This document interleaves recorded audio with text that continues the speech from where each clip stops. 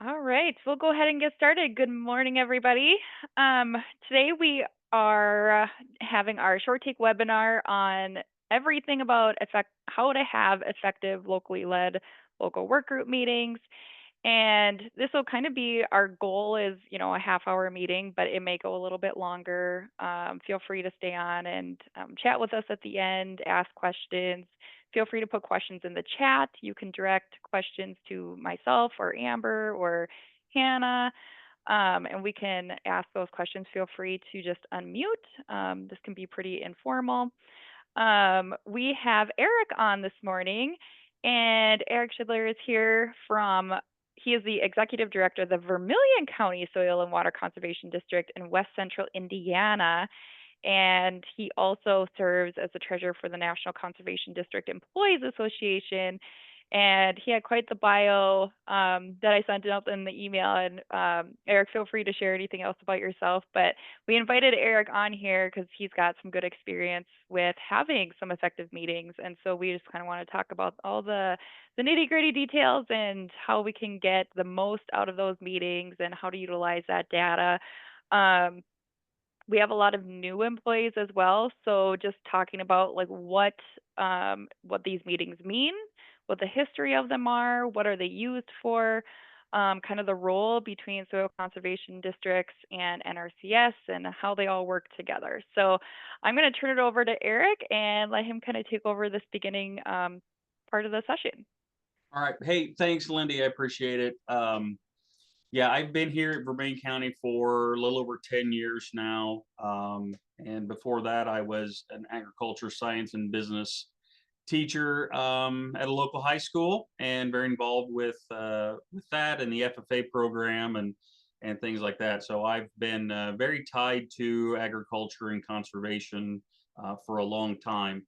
Um, Here at our soil and water district, I am as far as local work groups, I am by far not an expert.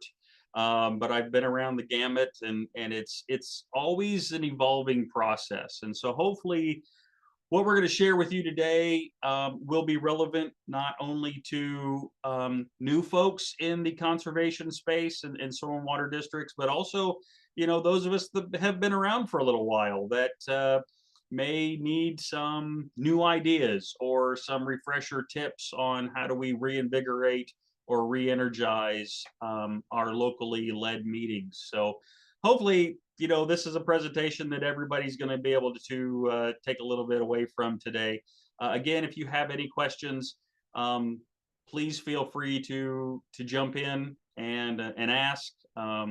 You don't have to wait till I'm done. If something hits you in the middle, please feel free to ask. And being a former teacher, I'm pretty good at answering on the fly and then getting back into the swing of things. So that's please feel free to do that. So I'm going to go ahead and share my screen with the presentation.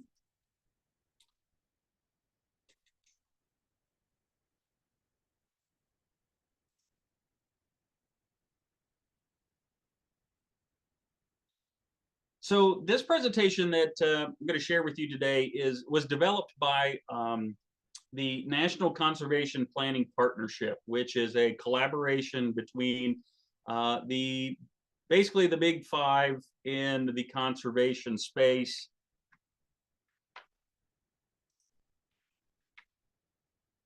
The National Conservation District Employees Association, National Association of Conservation Districts, NRCS,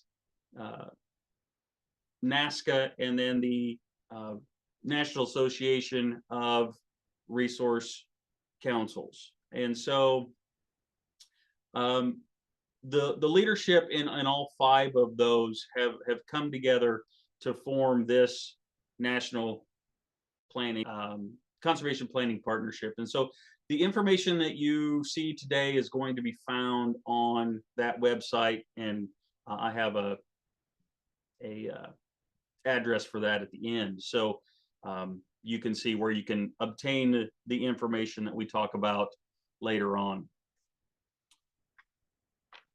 So, one of the things that I was asked to do is kind of give a brief history of how locally led meetings came to be. And basically, we're going to go all the way back to the 1930s and talk about Hugh Hammond Bennett. Now, for those of us that are experienced in the conservation world, we've heard about Hugh Hammond Bennett, considered the father of soil conservation. I'm sure we've all heard the stories of how Hugh Hammond Bennett was sitting in a Senate committee meeting advocating for uh, funding for soil conservation right after the Dust Bowl in the 1930s, or during the Dust Bowl in the 1930s, and just as he was getting to the prominent part of his speech in that Senate committee meeting, the dust rolled in across Washington D.C. In a very very timely and dramatic way. It almost was serendipitous that that happened. So, we really look back to the 1930s and that. But that's still relevant today. If we look at the last couple of years and our extreme weather events, we've been doing this for 90 years. NRCS just celebrated their 90th birthday this year, and we've been in on this road for 90 years, and there's still headway to be made. Here in the Midwest, where we're from, last year we had a very sizable dust storm in Illinois that caused some accidents. Just here in the last month or two here in western Indiana, we had some pretty massive, dust ups that were reminiscent of, not quite to the effect of the Dust Bowl, but kind of reminded us of that. So it just is a reminder that even after 90 years, we still have a lot of education. We still have a lot of work to do as soil and water conservation districts in getting that message out on how do we conserve our soil and how do we, keep it in place.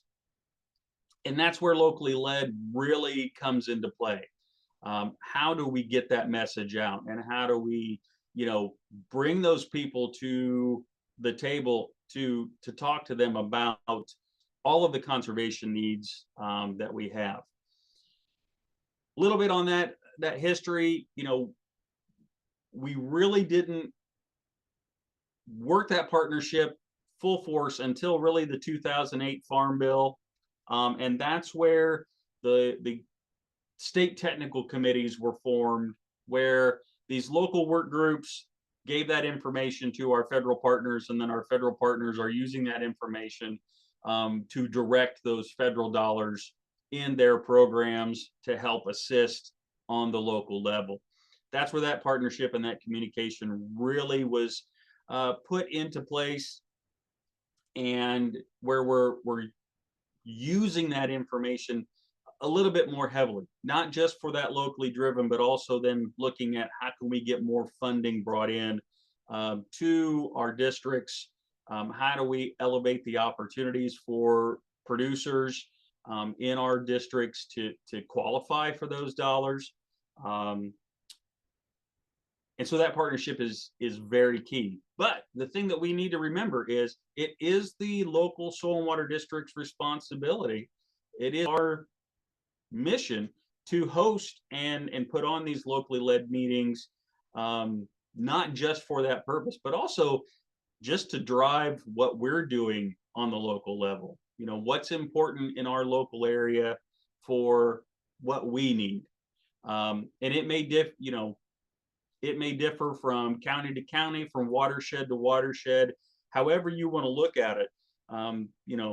There's going to be a lot of similarities, but there may be some special things that are unique to you, and you need to flesh those out. Just a couple of things I like to throw in there. This is more for, and it can be for the experienced people that haven't really done a lot of research or thought into this, but for the new folks that are on, if you're interested in getting a little bit more deeper insight into the Dust Bowl and how that all kind of came about, there's a couple of references I like to throw out there. One is, if you're a podcast listener, American Scandal on Wondery, and I am not a paid advertiser for that. I just found that these are pretty good. The first 3 episodes of the Dust Bowl do a really neat job of telling that story. The 4th episode's okay. You can listen to it if you want. It's more talking with a lawyer, and it's up to you, But the first 3 were really good. Very good storytelling.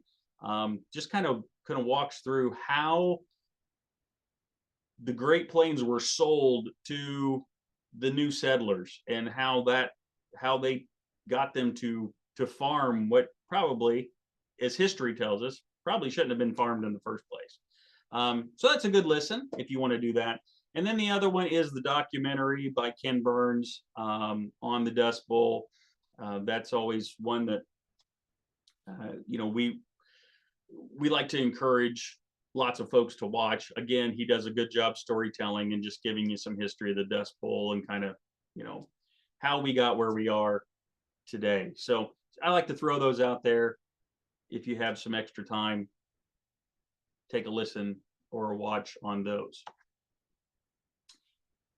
But locally led delivery, in a nutshell, it's a conservation needs assessment, and that's one of the great things about this is it allows us to, look at our area over time. Have things changed? Have we seen progress? Are our needs shifting?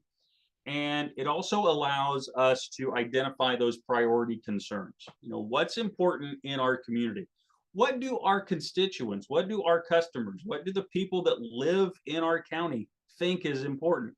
We may see things as conservation professionals that we see, but the other residents that aren't necessarily as versed in our world may see things a little bit differently. And so that's the beauty part of getting people involved into locally led, is looking at those different perspectives, because they may see different needs than what we do. So having that local identifier, having those people come together and talk about conservation in your area can be really impactful and very powerful. Again, we can use that information then to work with our USDA partners and make recommendations for their ranking systems on programs and funding. Locally led should not be done exclusively for that. And I think in some areas, in some cases, it's kind of evolved into that. But really, this should be a tool for the local soil and water district to evaluate their programming, their priorities, and then using those to make recommendations to our federal partners in hopes that we can bring some of those federal dollars into our programs. The locally led meeting should also kind of give you a guide for what you're doing as a soil and water district for public outreach and education. Where are there gaps? Where do we need to be working with people in our local communities and helping them understand better water quality, soil health, erosion? Invasive species are big here in Indiana. We're doing a lot of work with terrestrial invasive species, timber stand improvement, all of those kind of things. So where are those gaps? And the locally led process allows you to get that understanding and help kind of plug those holes.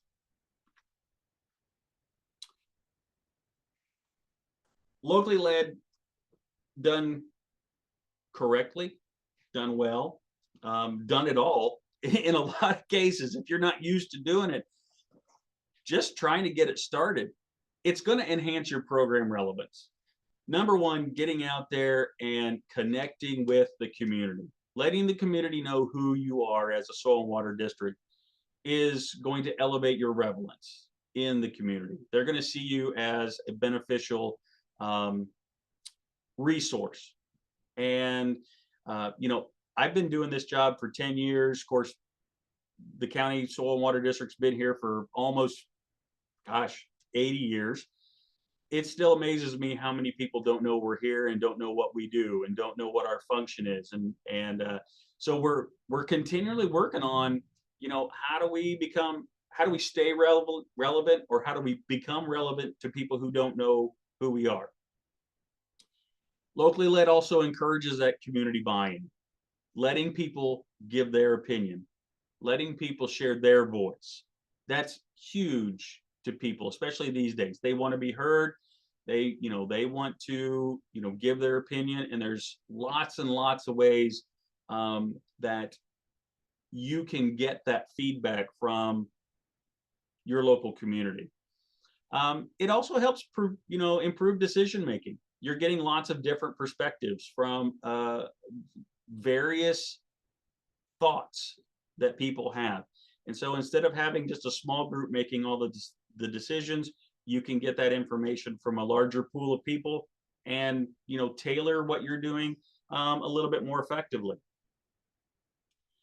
And also, once you start doing that and you start having the right people show up to your meetings or being engaged, hopefully you're going to see increases in funding and resource opportunities, not just from our federal partners, also hopefully some local folks, local entities that say, hey, we have the same goals that you do.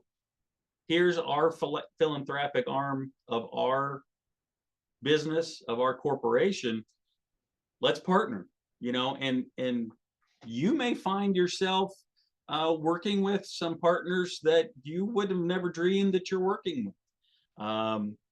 It's all because you're expanding that reach, getting out of our little box, our little group of people, and getting those opinions of others really, can open lots of different doors for great opportunities that you really maybe never would have thought of.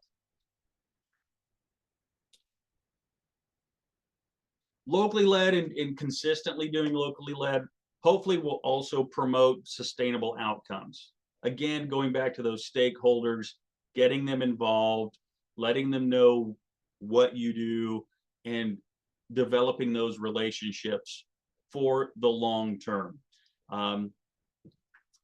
We have a couple of different entities here, one being an energy producer who now does a lot of volunteer work. They encourage their employees to go out and do volunteer work. And we have several of those that are in conservation minded folks. And so we gather them and we've used them for Earth Team volunteers here locally. So it's very been a very beneficial partnership. We garnered that through our locally led efforts.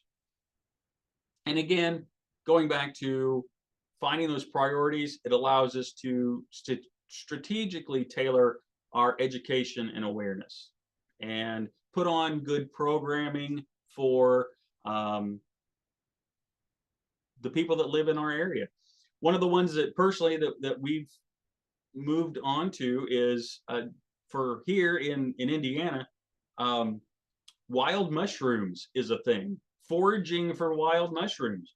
And so now we have been working with not only an expert in wild mushrooms here in Indiana, but we've also got a local university professor who does culturing of mushrooms as part of his environmental class. Both of those two presenters come together, and we've done workshops now for the last couple of years, and they're one of our best attended because people enjoy learning about not only the wild mushrooms and how to forage and how to identify those, but also how do you grow them at home, and not only the wild ones, but also some more of our domestic type mushrooms. And so, who would have thought that could have been one of the specialties that we do? But we have wonderful turnouts, and we're getting people in the door that aren't normally connected to soil and water. They're new customers. But again, we're able to connect with them now on something they're very interested in, and we can get their input now.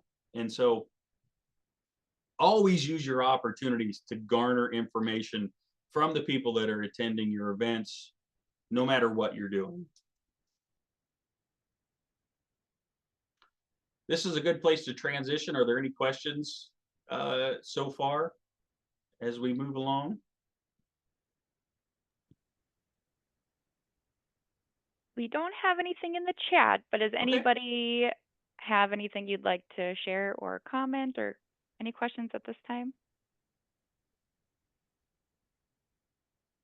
Okay. All right. No problem. We'll move along then. Sounds good.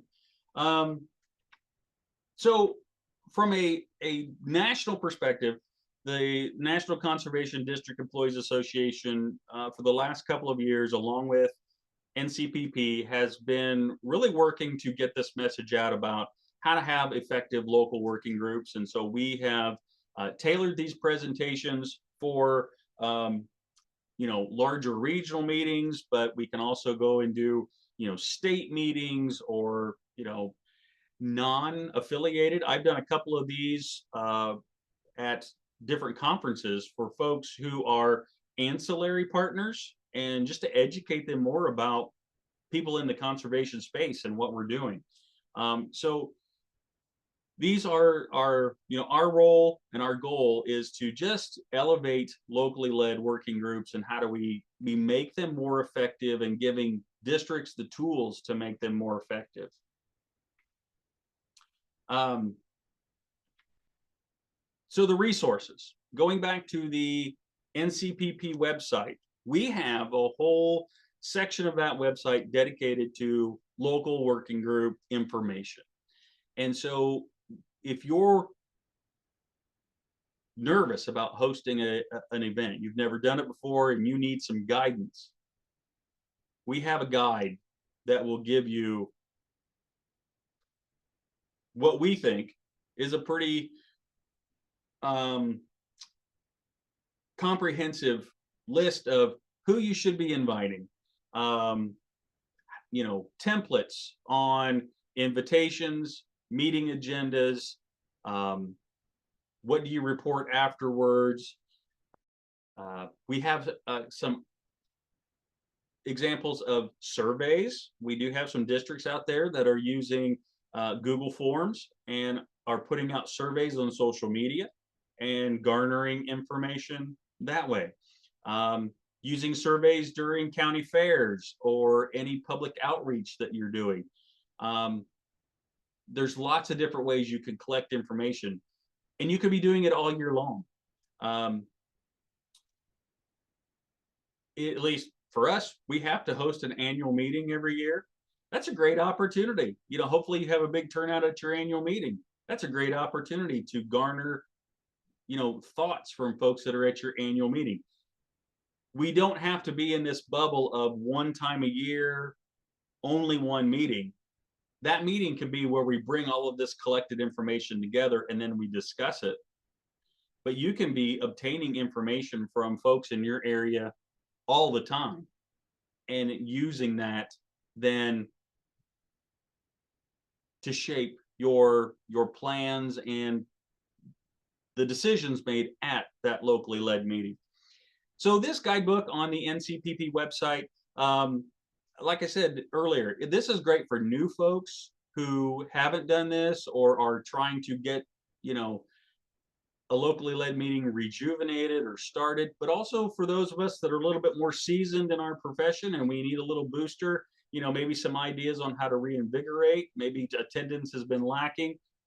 Go look at the template and see some of the ideas that they have to get people involved. What are some new ways? What are some new strategies and techniques that we could be employing to get folks engaged again, or re-engaged, or just engaged at all.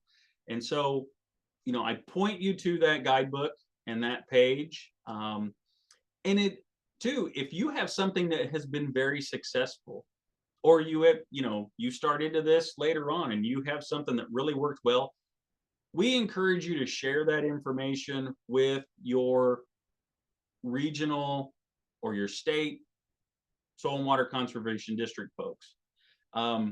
We want to know those things. What's working well? And a lot of times we'll put those ideas up with this guidebook to share with other districts because I'm personally one of those is why reinvent the wheel.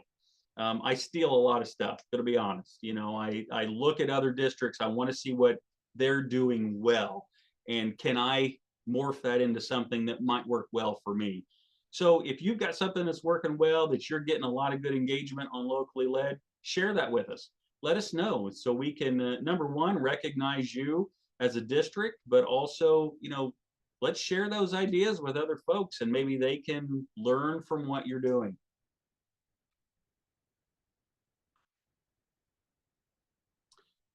So when you're putting together that locally led work group, for those of you that want to have that detailed list, we look at it as in phases. You're going to have that planning phase.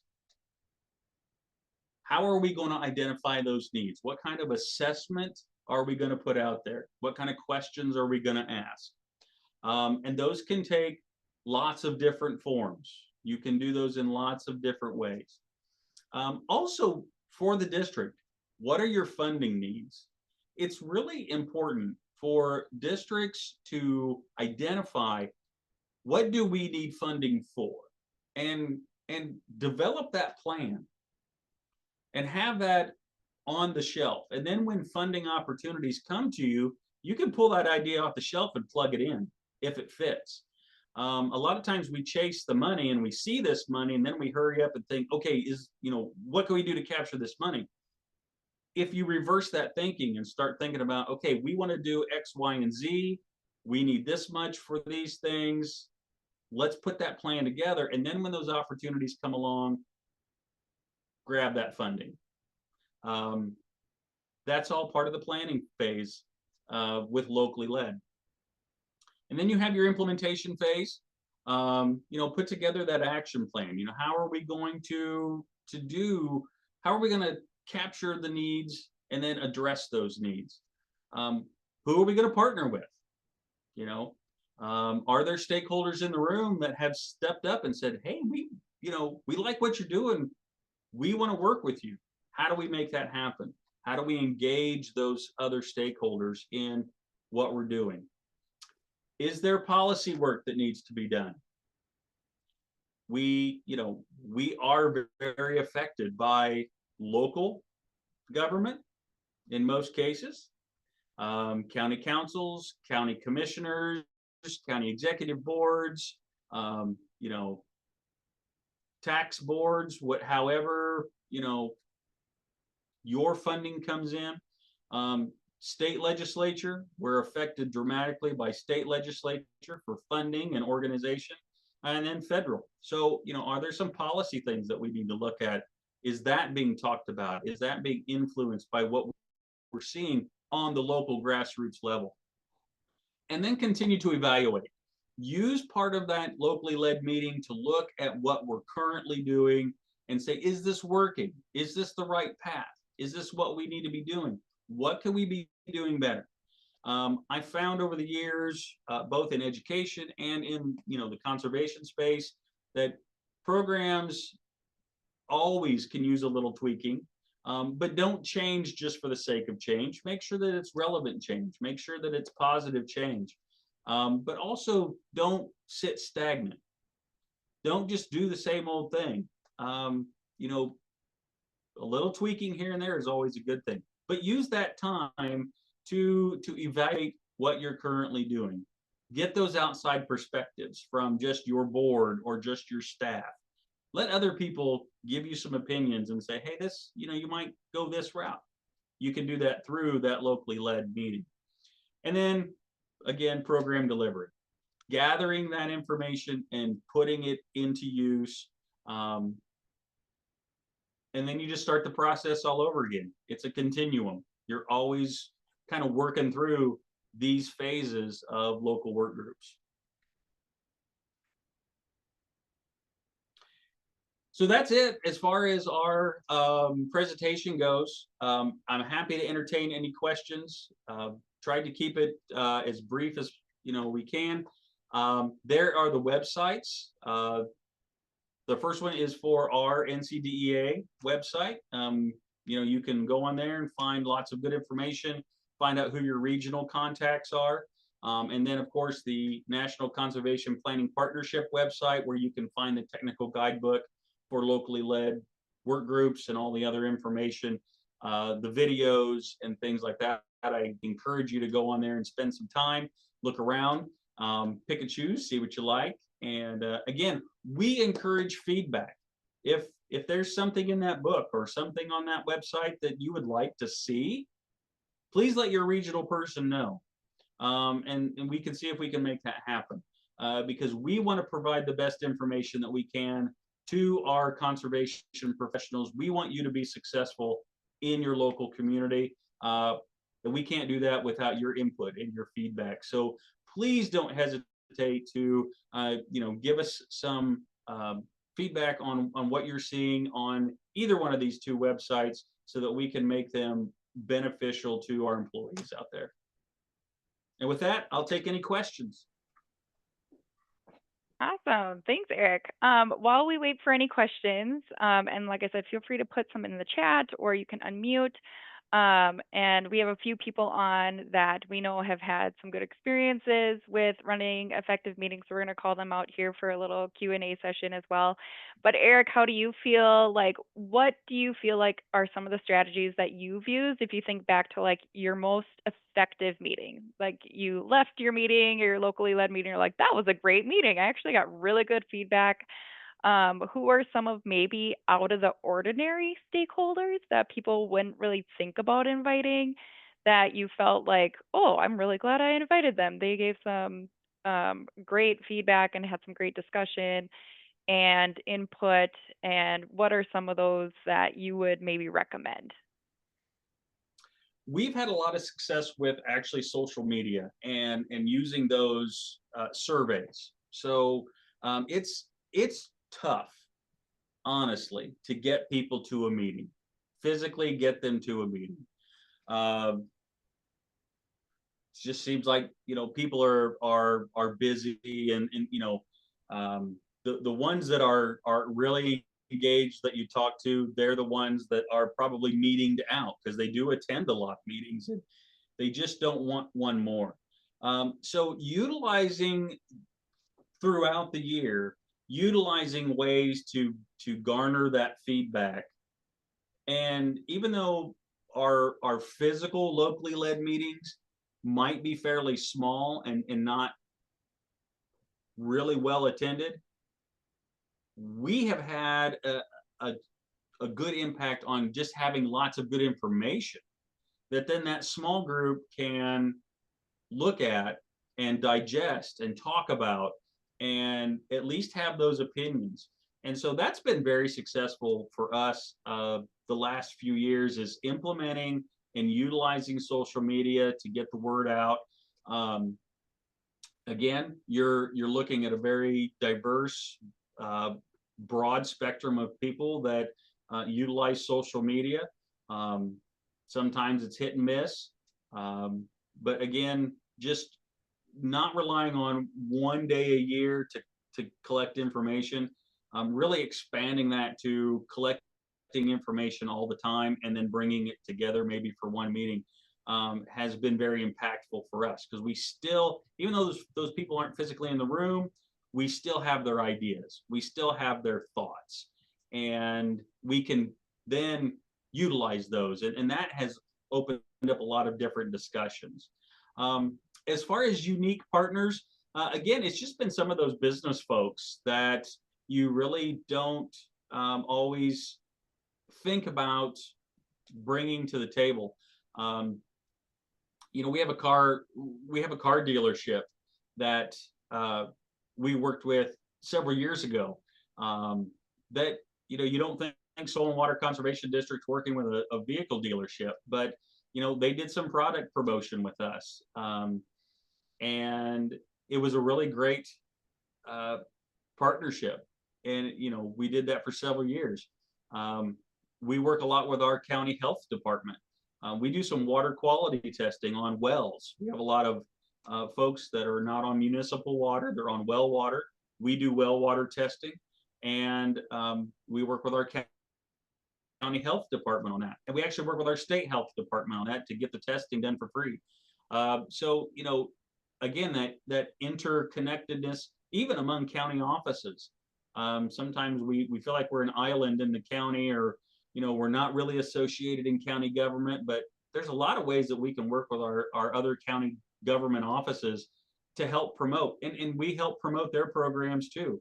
We have our folks that we we connect with, so we help promote their programs as well. So you just have to kind of reach out, and sometimes those evolve naturally depending on needs. Again, going back to that needs assessment, what do we need?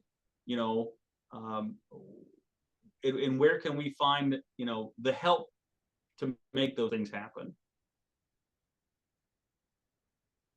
Thank you. I appreciate that. One thing I wanted to mention too is following this webinar, so it is being recorded. We will send this out and we will attach some of the resources. So everything that's in the chat, all the links and things, we will include that with the resources. And Eric, if there's anything else that you, outside of what you've provided for resources, feel free to share them with us and we can get that shared with the participants as well. Hannah, did you have anything to add? I know you unmuted, but I just wanted to make sure. I was just going to clarify with Eric, when you say social media, do you engage folks with polls? Do you post questions and ask people to like respond to questions? Like, what has been the way that you've engaged people and most effectively? So normally we do links to Google Forms. That has been what we have used to capture that information, because as far as gathering the data and then being able to analyze the data, the Google Form module tends to work best, because then you can, there's lots of different ways you can manipulate that. And you can put it into an Excel file and things, and do different things. So that's what works best for us, is doing a Google Form and then putting that link out there. We also do a lot with linking that Google Form to a QR code. And one of the other things that I will say as far as outreach that has been successful too is partnering with local restaurants and putting up, if we have programs coming up, putting up table tents and asking them, hey, if we provide the table tent, can we put it on the table? Absolutely. We've had wonderful response with that. And then as you're sitting there waiting for your meal to come, you're going to look at the table tent. Some of those table tents have QR codes that go to a registration link or a form link. People are on their phones all the time. They're hitting those QR codes. And we've seen really good response with that too. So again, it's just, sometimes you gotta think a little bit outside the box, and sometimes those things stare right at you and you're like, why don't we do that? And if you're a single person office, you have a lot on your plate already, and it's difficult. So try to engage some of those folks that might help you in some of those ways. But again, it's doable. But there's lots of ways that you can engage the public in getting those ideas from them. That's awesome. I don't know if I would have thought of that. Maybe you can share with me some of your questions that you put on those QR codes or in the Google form. That would give you guys just a template or some examples of some of the questions you could ask that you've had some good feedback on. Oh yeah. Because you've probably changed those to strategically, depending on the last years that you've done it, how to get some good responses. So that would be great. Okay, so we have, I know we're over our 30 minutes, but let's just reach out to a few people in the audience or the participants that are on. How have you guys had effective meetings? How are you utilizing the surveys, typically to similarly to what Eric has stated? Have you done any effective in-person meetings? Anybody unique that you've invited that might be out of the ordinary stakeholders that most people would typically think of? So we have a few people on. Jarvis Keeney, I'll reach out to you first and see if you have anything to add.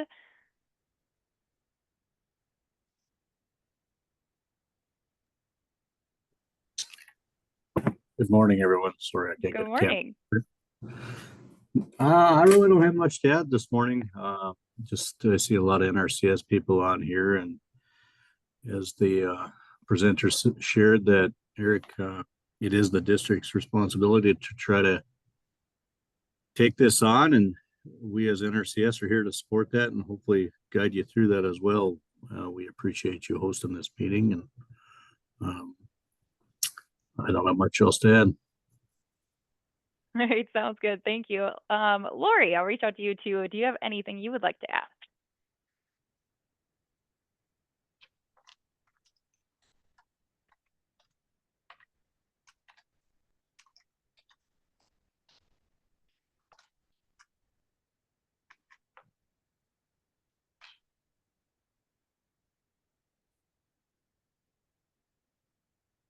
Well, I saw she unmuted, but I'm not sure if it's working or not.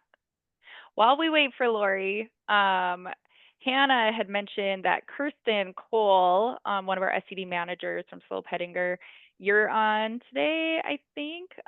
Do you have anything that you would like to add that you've had good luck with? So we did our little locally led modified version of it because I was new to the area. I didn't know anybody. I really didn't know what I was getting into with this job.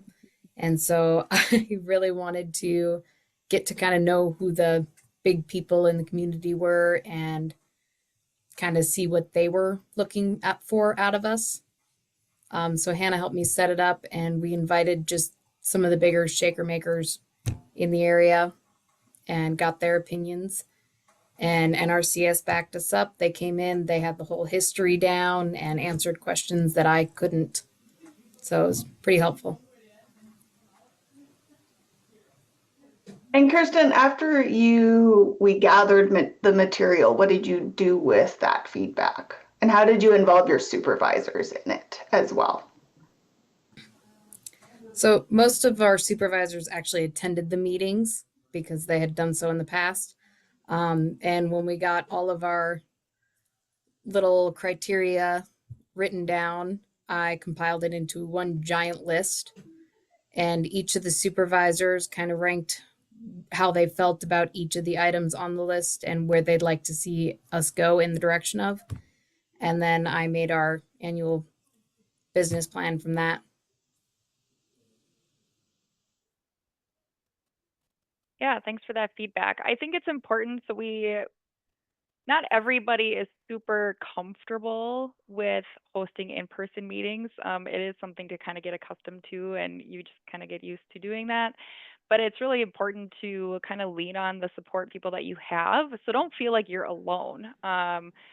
You have people within the state that are there to support you. You have your NRCS, you have your supervisors. And so feel free to reach out to people. Don't feel like, I know it's on the responsibility of those districts, but there are people there to help you. So it's not fun anyway to host a meeting by yourself. So always reach out to people to partner up and make it kind of a fun meeting, or get some feedback for those surveys, or how you feel like it would be effective for your district or your county. One of the things you'll see in the guidebook is food. Feed them. Yeah. And make sure you double check with your caterer and they show up on the right night. That's a different story, but just a little tidbit, personal experience. And also one thing that we haven't mentioned, ironically, and considering who's hosting this meeting today, is work with your local extension folks. They are great partners for soil and water. We work on so many congruent things. And again, if you're nervous about hosting a meeting, get with your extension folks and maybe jump on one of their meetings, or figure out a way to partner and host a meeting together. We have some counties in Indiana that extension and soil and water host their annual meetings together, and then when it's time to do the business session, they kind of split off and go do their own things or whatever. But again, that's extension is a wonderful partner. I always advocate for working with your local extension folks and having that relationship with them. So reach out to them, and they're a great partner. Yeah, so kind of introducing our team. We are a part of NDSU Extension, Conservation Leadership and Planning. Hannah and I are both area program coordinators for Area 1 and Area 5. And I mean, you can feel free to reach out to us anytime. And Paula is on as well as our state program coordinator. One thing that I will mention, and we're always available to help to think through the strategic planning for these meetings and help facilitate as much as we possibly can.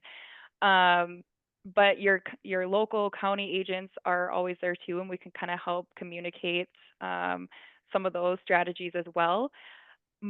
All county extension agents should have advisory council meetings, and that is just one thing I wanted to throw out there as maybe a suggestion that you could tap into, contacting them and asking them who's on their advisory council meeting, and maybe have a joint meeting where you utilize their advisory council, but you can also invite people to that meeting as well and have just a bigger joint meeting. And that might be a better way to get people to show up as well. And not only can you utilize that data, but Extension can as well, and you guys can figure out how to utilize that feedback together for programming down the road. Anything else that we want to mention? I know we're coming up on 45 minutes, so I'll just kind of wrap up with any last comments or questions from anybody.